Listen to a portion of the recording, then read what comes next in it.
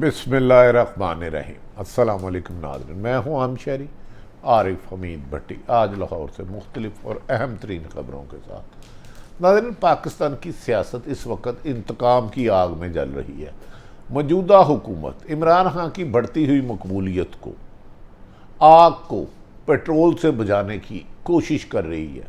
کیا اس کے ری ایکشن میں 22 کروڑ عوام سڑکوں پہ نکلے گی؟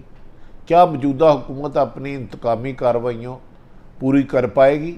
جبکہ عمران خان نے آج پھر اس عزم کا اظہار کیا ہے کہ وہ ان گیدڑ بھبکیوں سے ڈرنے والے نہیں اور وہ آخری گیند کا مقابلہ کریں گے، اور انہوں نے عوام کو بھی تیار رہنے کا حکم دے دیا ہے۔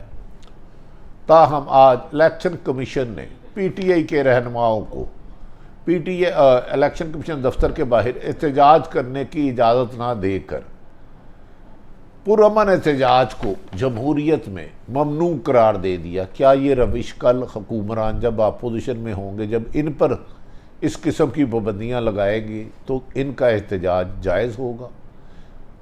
ناظرین، حکومت پہلے ہی مرحلے میں کیوں گھبرا گئی ہے؟ عمران خان کے گرد گھیرا تنگ کرنے کی آخر تیاری کیوں ضرورت پڑ گئی؟ کیوں عمران خان کو وہ سیاست سے آؤٹ کرنا چاہتے ہیں، جبکہ ایک جماعت کا اتحاد نہیں، 2 نہیں، 3 نہیں، 12 سے زیادہ جماعتوں کا اتحاد ہے، اور طاقتور حلقے اور غیر ملکی طاقت بھی ان کے پیچھے کھڑی ہے۔ اس کے باوجود عمران خان کو ہی صاف کر کے ٹوٹل ممنوع فنڈنگ میں 33 کروڑ کی رقم نکلی۔ اتنا تو انہیں لوگ چپ کر کے الیکشن ڈونیشن کے نام پہ پیسے دے دیتے ہیں، جس کا کبھی یہ حساب کتاب بھی نہیں رکھتے۔ ناظرین، آج اچانک جب پی ٹی آئی کے اہم رہنما اسد عمر، فواد چودھری، شیخ رشید جیسے سینئر پولیٹیشن گئے تو اسلام آباد کو نو ایریا بنا دیا گیا۔ کیا کوئی اس کا نوٹس لے گا؟ کیا پاکستان میں جمہوریت ہے یا ایک فرد واحد کی ڈکٹیٹرشپ ہے کہ اس کے خلاف ہر زبان سچ بولنے والی کاٹ دی جائے، ہر اس کے خلاف پرامن احتجاج کے لیے قدم کا بڑھنے والے قدم کو توڑ دیا جائے؟ کیا یہ روایت سیاست میں اور جمہوریت میں تباہی کا باعث بنے گی؟ یہ فیصلہ حکمرانوں نے کرنا ہے۔ الیکشن کمیشن کے فیصلے کے بعد عمران خان کو ٹیکنیکل بنیادوں پر نہل کرانے کے خواب دیکھتے دیکھتے حکومت نے اس کی تعبیر کرنے کی شروع کر دی۔ پی ڈی ایم کی چوہا میٹنگ ہونے کے بعد کابینہ نے بھی آج منظوری دے دی، ایسے اقدام کی منظوری دے دی جس کی جمہوریت میں گنجائش نہیں ہے۔ ناظرین، جمہوریت میں پیپلز پارٹی عمران خان کی حکومت تھی تو مکمل آزادی تھی P D M, Peoples Party اور نون لیگ کو احتجاج کی۔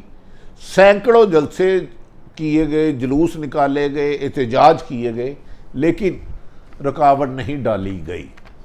لیکن بالآخر شہباز شریف جیسے ہی وزیر اعلیٰ بنے، آصف علی زرداری صاحب، مولانا فضل الرحمان کی زبان میں تلوار جیسی کاٹ آ گئی۔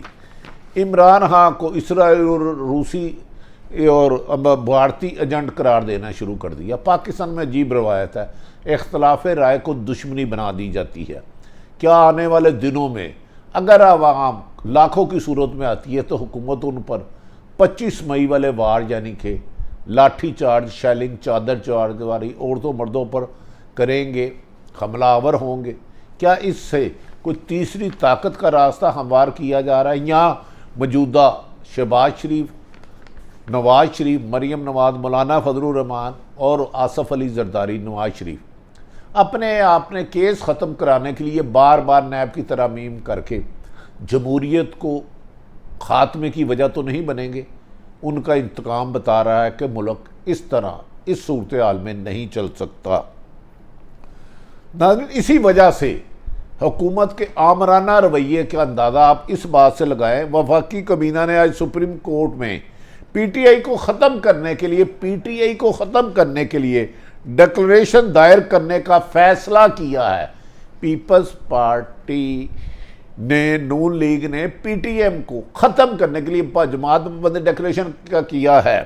ناظرین، یہ ڈکلریشن صرف وہ صورت میں دائر ہو سکتا ہے جب کوئی سیاسی جماعت کسی دشمن ملک سے پیسہ لے کر اس ملک کے اپنے ہی ملک کے مفاد کے خلاف کام چلے اور کسی دشمن ملک کے ایجنڈے کو لے کر آگے چلے تو ڈکریشن اس صورت میں جا سکتا ہے، اس اندھیر نگری پر شرم اگر تم کو نہیں آتی کعبے کس منہ سے جاؤ گے۔ لیکن یہ ڈٹھائی سے ہے، جبکہ عمران خان نے ڈونیشن لیا جس کی ہمارے دوست ارشد شریف کے مطابق میکسیمم 33 کروڑ ہے، جس کا دیے پاکستانیوں نے ہے، بعض پاکستانیوں کو امریکن ظاہر کر دیا گیا، کسی اور ملک کا ظاہر کر دیا گیا، اور ایسے کمزور ڈکلیریشن کو کہا جا رہا ہے سپریم کورٹ پہلی ہی پیشی میں اڑا کے رکھ دے گی۔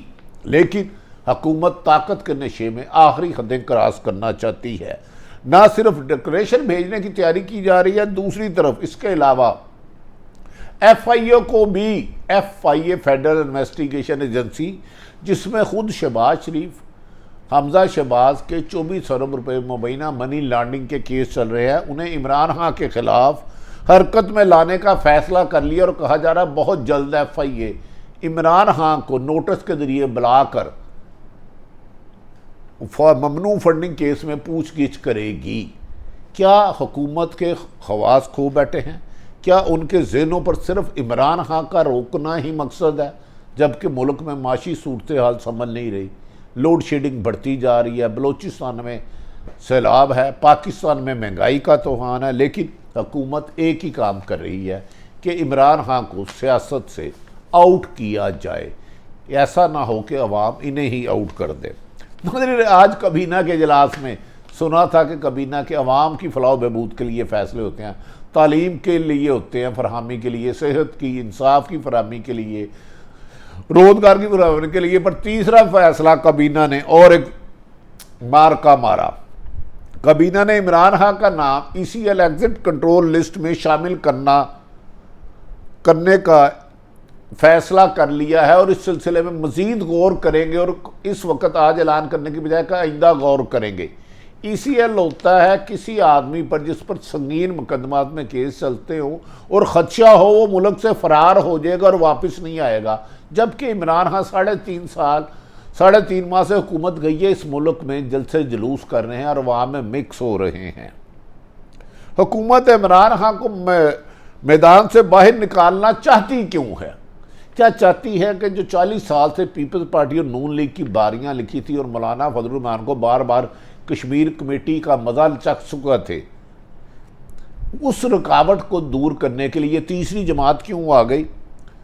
اسی لیے شاید حکومت عمران خان کو میدان سے ہی، سیاست سے ہی آؤٹ کرنا چاہتی ہیں، لیکن عوام کا رد عمل بھی جاری ہے۔ آج عمران خان نے جب تقریر کی تو ہر شہر میں لوگوں نے انہیں بڑی بڑی سکرینیں لگا کے سوچا۔ عمران خان کی کال پر آج اسلام آباد، لاہور اور کراچی میں لوگ نکلے، اور سب کے سامنے ہے کہ لوگ ہزاروں کی تعداد میں ہر شہر میں تھے۔ الیکشن کمیشن کے سامنے احتجاج کا اعلان، حکومت نے وفاقی دارالحکومت کو سیل کر دیا جیسے وہ مقبوضہ کشمیر ہے، اور کسی بھی لوگوں کی نقل و حرکت پر پابندی لگا دی گئی۔ اسلام آباد میں جو پاکستان کا دارالحکومت ہے، ہر طرف کنٹینر لگائے گئے، پولیس رینجر نے ریڈ زون کو نو گو ایریا بنا لیا، نو گو ایریا، کہ یہاں پاکستانیوں کا پاکستان میں ہی جانا ممنوع ہے۔ اس جمہوریت کو شرمسار کر رہے ہیں موجودہ حکمران، یہاں تک کہ پی ٹی آئی کے اراکین پارلیمنٹ کو الیکشن کمیشن میں داخل ہونے کی اجازت نہیں دی گئی۔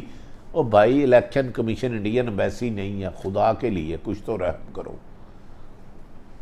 کیا پی ٹی آئی کے اراکین غیر ملکی خدا نہ خواستہ ایجنٹ ہے؟